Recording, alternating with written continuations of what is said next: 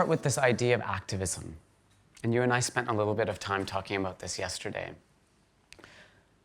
You know, for people here to understand what the role of an activist is in our culture, in our society today, you know, you've been here to hear some of the talks and all of the challenges. Like, why do we need activists? So you saw in the video, 10 years ago, I was defined as the girl who was shot by the Taliban. But I was an activist before I was shot. I was shot because of my activism, because I wanted to speak out for girls' education, for peace in my hometown, and for equality for women. And also, after I was shot, I wanted to continue to be an activist for girls, not just in my hometown, but around the world. So activism has been part of my life from a very, very young age. I learned about activism from my father. He believed that change would come if people become active and they take deliberate actions to set new norms and to set new culture. He stood up for women's rights at that time, and I often say that he was a feminist before he even knew the word feminism. And he stood out for the right of his daughter. He said that she should be treated equally. He named me after this famous Afghan heroine, Malala Yousafzai, because she was the only woman in our culture who was known by her own name. He also wrote my name on the family tree, which had no names of women. Not that our family did not have women, we had women, but it's just that they were not recognized as part of the family bloodline. So when situation changed in Swat Valley in 2007, he became an activist, and you learn from your parents, you follow them. And even though he never expected that I would become an activist, I followed his footsteps and I decided to become an activist. And sometimes when we think about activism, in our mind comes the picture of great speeches. We see a huge crowd of people and their stands, an inspirational leader. We think about Martin Luther King Jr., we think about Nelson Mandela and other amazing figures. But even when you look at their journey closely, it is small actions that defined their activism overall. It was the actions they took at home, it was the actions they took in their community, and it was then the actions they took in which they mobilized more and more people with them. My activism began with volunteering to appear in local media interviews. I remember the time when nobody would even step forward to tell the truth about what was happening because they were scared for their life. People were so scared to speak out. One thing I learned at that time was that we were not living in the best conditions. And I could not see a future for myself under the Taliban government and their rule in Swat Valley. So I knew that if I remained silent, nothing would change, for sure. But if I do speak out, and if we do tell the story of our lives, and if we do share the truth, then something might change. And that's when I started my activism, from appearing on local media channels to the national, and I also started doing my blog and appeared, and I volunteered. Like, I never hesitating in telling my story. My dad would always tell me, like, don't talk about the Taliban too much, just share about, your school life. But I would always say it. I said, like, if this is the reality, then why do we even hesitate in speaking about it? But when I was attacked, I realized that I am in a place where I can speak out not just for my right to education, but I can speak out for millions of girls globally who do not have access to education due to different reasons, from social norms to lack of infrastructure to lack of transportation and the right facilities in schools. So here I am today fighting for the rights of all girls around the world and ensuring that the 130 million girls who are out of school today can have access to safe, quality, and free education. Okay.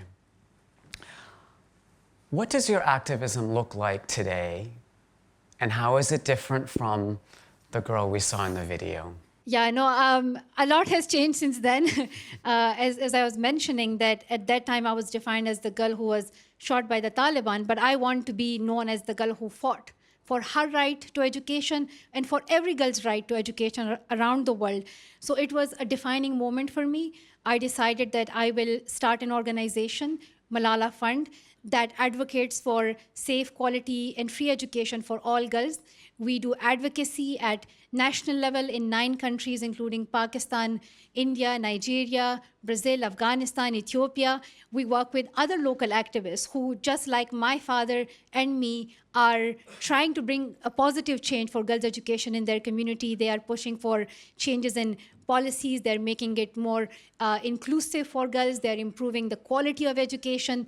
And I also do activism globally, nationally, in my own capacity as well, to ensure that we improve the field of education. Like, why is it that, like, right now there are millions of children, like hundreds of millions of children out of school, and we heard so many inspirational stories today, and one thing that was in common in all of those stories was the power of education, how education, if it is safe and quality education, can transform people's lives. It can transform communities. So this is something that we should not take for granted.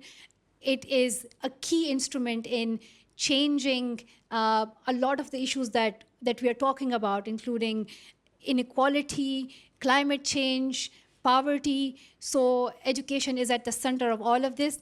To me, what matters the most is equality for everyone, and especially for women. And I know that in order to achieve gender equality for women, we have to invest in education for girls so that they get to the stage where they can have access to more opportunities in their lives. So sadly, as we heard yesterday or the day before from Jada, the challenges around poverty and some of the other contributing issues that prevent girls from getting educated, including climate change, including all of these obstacles that are out there. And even quite recently in Afghanistan, with the return of the Taliban, where 10 years of progress that we'd seen in terms of girls being able to access an education, it's been wiped away. Do you find that frustrating after all of this hard work? I was thinking about it when Jada was speaking. I'm like, how do you keep going when you see so much work, so much effort of so many people? It can be wiped away like this. It was last year that Kabul fell to the Taliban, and since then, girls have been prevented from secondary schools.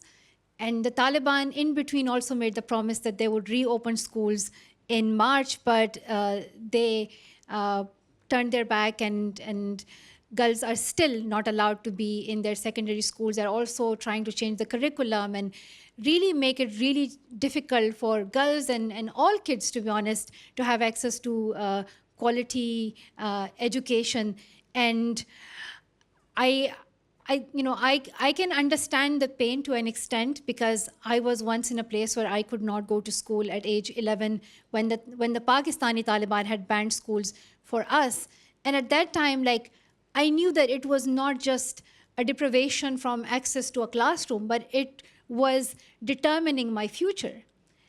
And so many girls, when they do not have access to schools, for them, it becomes a situation where their opportunities are very limited. Most of them are then forced into marriages. Most of them are then limited to the 4 walls of their houses, and they are never able to then go and earn for themselves, to even know about their rights, let alone fight for their rights. So your future can change completely.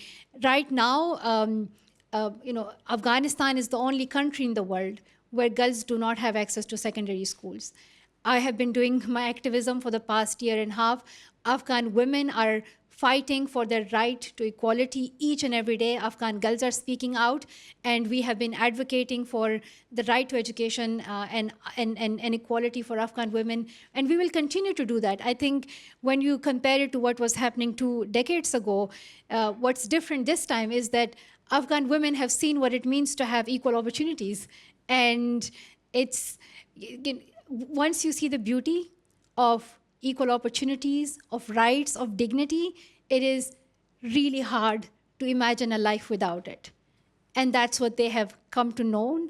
So they will continue to fight for it. And it's time for us to make sure that we support them, that we ensure that, that girls and women have equal rights in that country, as we should for all women in every corner of the world. Let Afghan Learn movement, we need to keep that active. And we also need to make sure that we are standing up with other Afghan women activists. Recently, we did a protest in London. We joined the Afghan activists there. When I was speaking at the UN this fall, I made sure that Afghan activists gets the stage as well. So they spoke to the world leaders directly, asking them about ensuring that this basic human right of education is given to the girls. So really ensuring that we listen to the voices of Afghan women in this time. Women's rights are not only under threat in places like Afghanistan, right? We've seen in Iran recently, in the last 60, 70 days, an uprising there in response to the hijab, which is a very controversial topic in the West and in the East. As a Muslim woman, one, how do you think about what's happening in Iran and what the Iranian women are fighting for? They're fighting for freedom. But also, what does the West need to understand about the hijab? So we in Swat Valley also went through a similar situation where the Taliban also imposed strict dress code on women. They said that a woman cannot show her face, they have to wear burqas all the time, and it was really about protecting your life. You were doing it for the sake of your safety. And at that time, like I did not like wearing a burqa because it was not about a right, it was not about choice anymore. It was imposed upon us that you lose the right to make those decisions for yourself. Like the beauty is gone from it. Someone else is determining your life for you and tells you this is the only dress code that you can have. So for me, it was never about whether a burqa or a headscarf or something else is the right dress code. It was never about that. It was really ensuring that it is not imposed on women, that a woman's body and how she dresses is not decided by a small group of men or a government. So, today we stand with women in Iran because they are so brave and courageous that they are not giving up on this fight. They're raised, like I am inspired by their courage right now, and they are waking us all up, because it's not just about women in Iran, it's about women in everywhere. We need to challenge the status quo, we need to challenge the systems, we need to challenge the people who tell us how to dress, how to look, how to talk, how to walk. Like it is our choice how we do that. And I continue to wear my headscarf proudly because it is part of my faith, it is part of my culture, it is part of my identity. Like that's how I grew up. But I want it to be something that is connected to the beauty of my culture rather than some men telling me to wear it. And I know it's hard. Sometimes these are like, these issues are just deeply connected and it's hard to like separate them. But I think with time, we hope that perspectives would change. We hope that with more storytelling and with more women coming forward, we would be able to see that let's not judge each other by how we look and how we appear, but let's really understand like where we come from, why we make those choices, and what compromises do we make in our lives. Like we all make so many compromises. It's not really easy to make these decisions, but it's really time that women especially, we support each other. So we're here to stand with women in Afghanistan, women in Iran, women in Ukraine, women in literally each and every corner of the world, women in the US and the UK as well,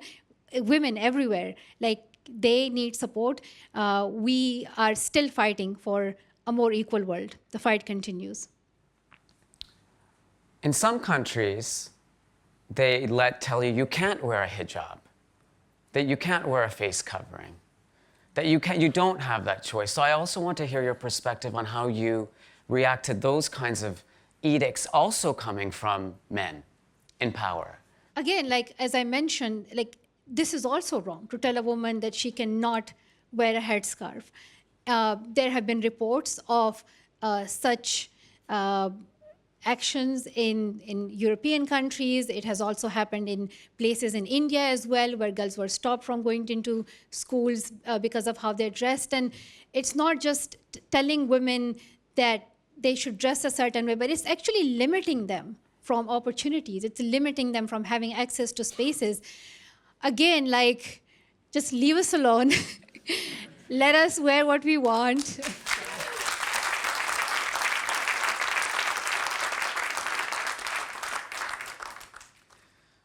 I want to move to your current and new activities. You've recently started a production company called Extracurricular, which seems like a complete pivot, you know? It's not a pivot. Extracurricular is still part of schoolwork, you know. Okay. Still related Yeah, to right. education. Yeah. No, I'm still on track. Got it. So now I get the name, I get the thinking behind the name. But can you tell us a bit more about the storytelling that you want to do through this new production company, and who you hope to reach, and the stories you want to tell that are not currently being told? The theme of the work that I want to do through my production company, Extracurricular, is connection. Connection with people from different parts of the world, connection with people from different backgrounds, and really connecting with people who we often do not see on our screens, whose stories we do not often hear. And storytelling has been like part of my activism. It is at the center of everything that I do. I started with my own story, then I started sharing the stories of the girls who I have met in different parts of the world, including Nigeria, Iraq, Brazil, Kenya, and really creating a platform for them to share their stories, to raise their voice, to be activists. And now with the production company, it's really bringing those stories to the screen so people can see, people can connect and relate to those stories. We are partnering with Apple TV Plus, and I'm really excited that we have some projects that we are already working on, like the crew is there and they're filming.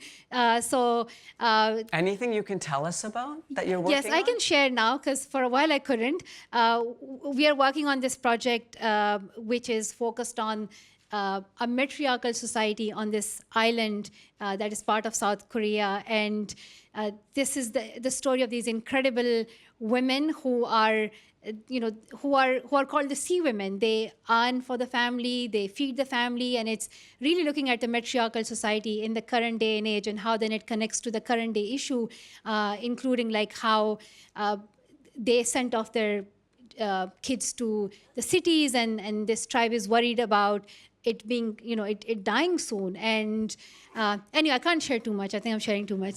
But we are also looking into two amazing books called Disorientation and 50 Words for Rain by two amazing women writers. And hopefully we'll see those stories on screen as well. And I'm so excited that I'm working together with Adam McKay and like A24. And I mean, it's just so many cool people there. So I sometimes try not to be stuck, and yeah. So you have those moments? Oh yeah, for sure. I mean, why not?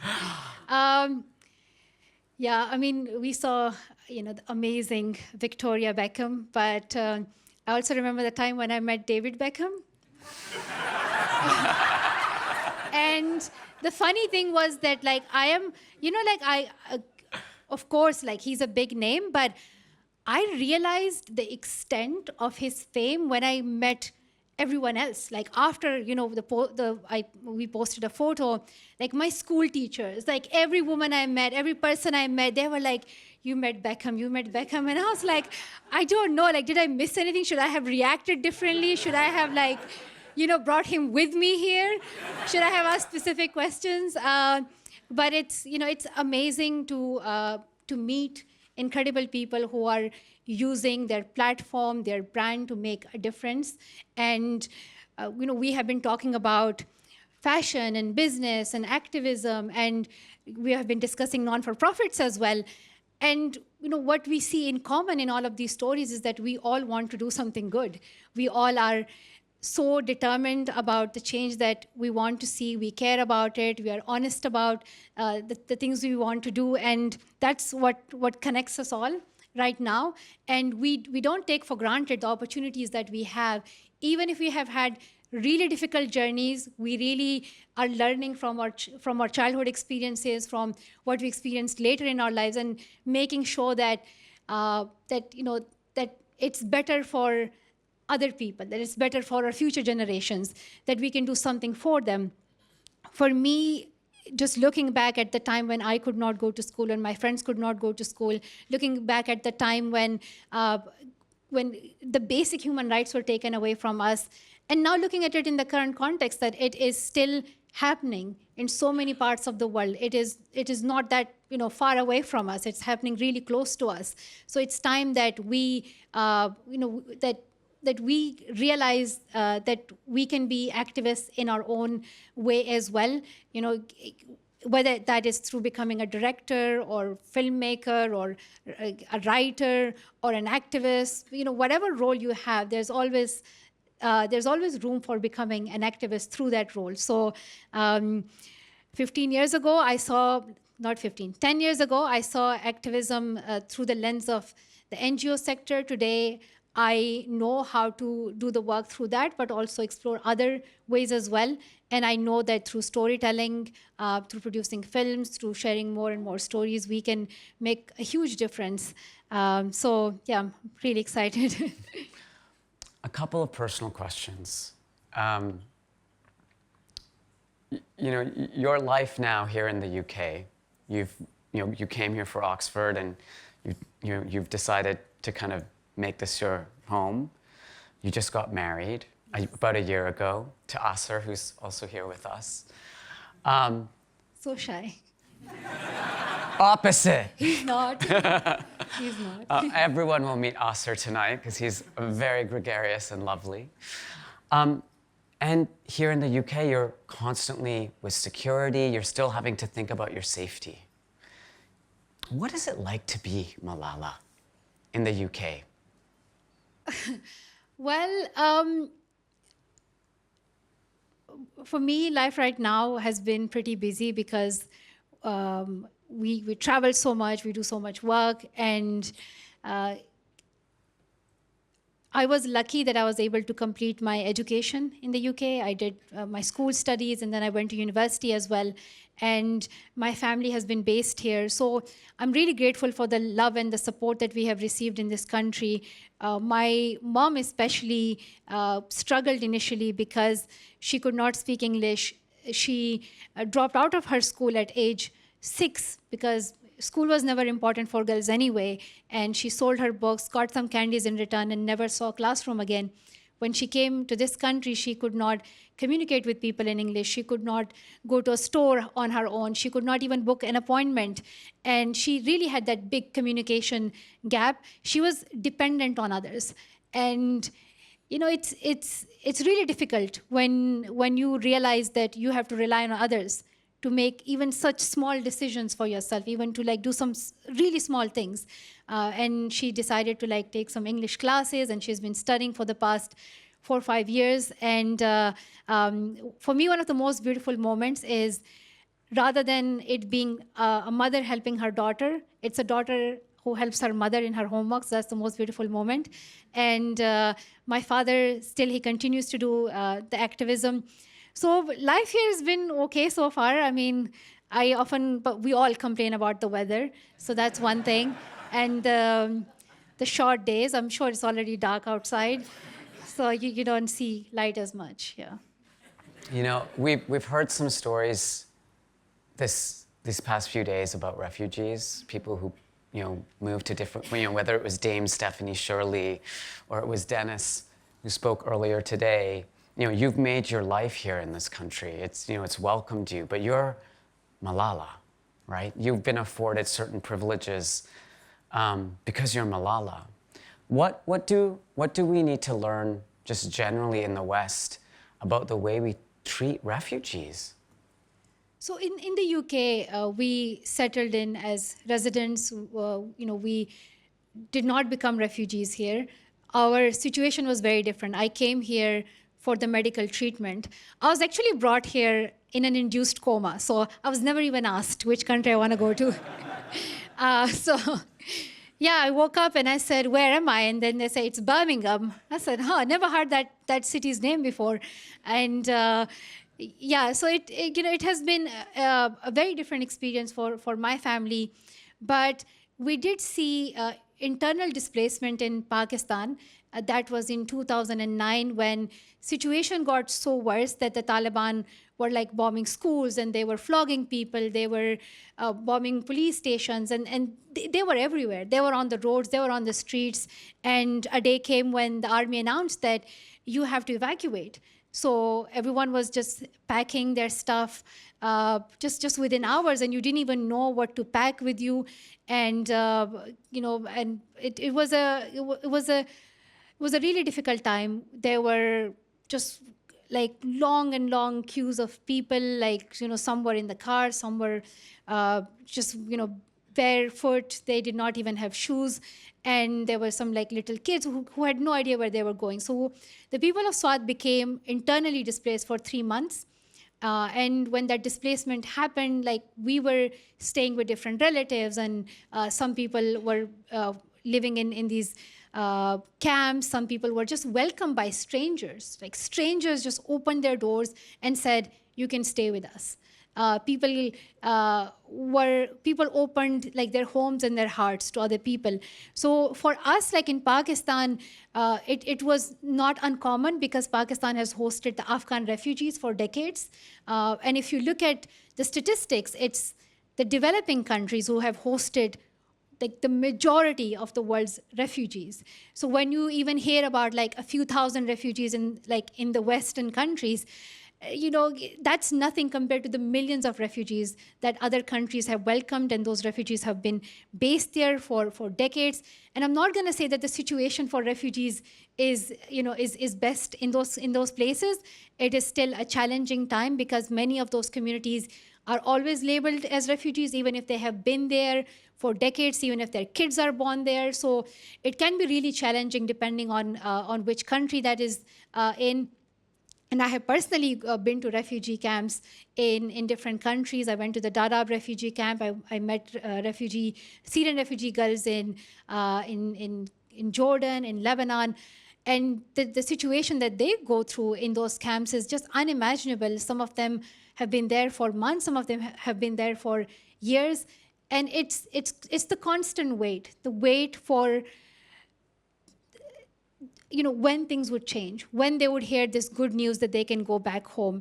And I remember like one time we were sitting with these groups of girls and we asked them what their future dreams were. They were all refugees from Syria.